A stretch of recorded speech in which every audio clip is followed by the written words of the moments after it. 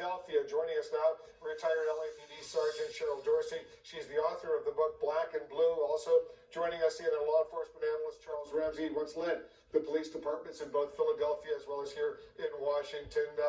Chief Ramsey, I want to play this video for you first because it involves a Philadelphia police inspector. He's now charged with aggravated assault, among other crimes. The video is disturbing. It shows the inspector striking a Temple University student in the back of his head during a mass demonstration on Monday. We need to point out that we do not know what happened leading up to this, but let me play the video.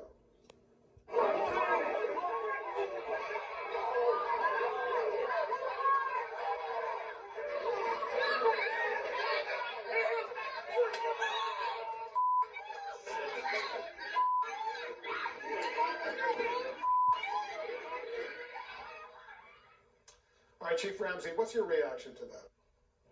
Well, I mean, it is disturbing, Wolf. There's no other way to really describe it. I don't know what led up to it, but certainly it didn't look proportional at all. It didn't look necessary at all.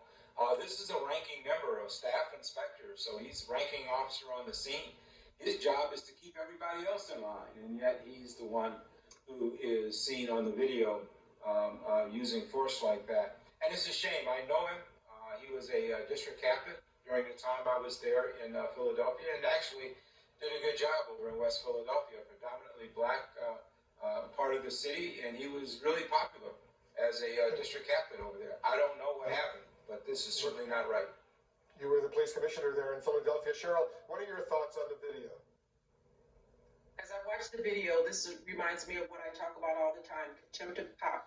When you piss one off, there's a price to pay. And so listen, this wasn't about anything except for punishment.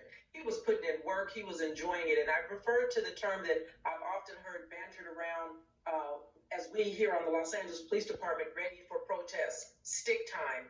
They were there to do damage. And I hope every person who got hit by that inspector and others across the country get a good attorney because they understand dollars and cents. And once you get in the pocket of a police municipality, this stuff will stop. Because we've seen, Cheryl, video after video of police brutality during these protests just since George Floyd died nearly 2 weeks ago. How does this affect efforts by police around the country as they try to rebuild trust? It's very difficult because we all get painted with that broad brush. Cheryl, go ahead, and I'll let Chief Ramsey go ahead. Cheryl first.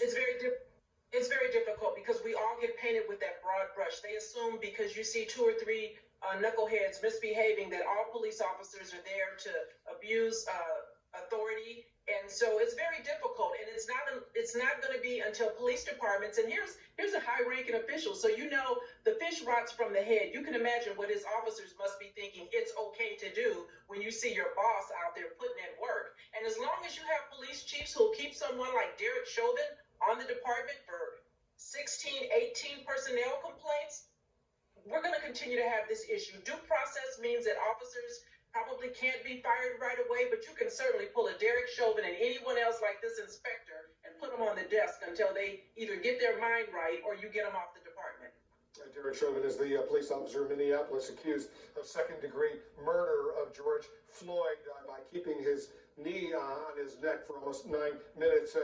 Chief Ramsey, I wanted to give you a chance to respond to that as well. Go ahead.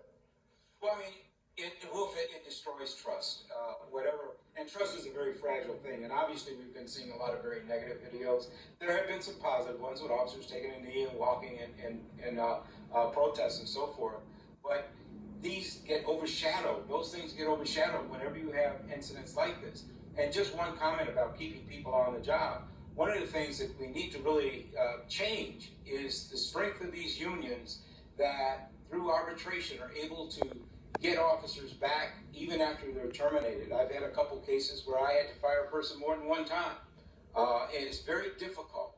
And so until that's fixed, you're going to have situations where you have people with 15, 16 or more complaints, and then you wonder, why are they still on the job? Well, you know, it's just not that easy, and that needs to change. Chief Ramsey, thanks as usual for joining us. Cheryl Dorsey, thanks to you as well. I want both of you to stand by because there's more developments unfolding. We're following the protest.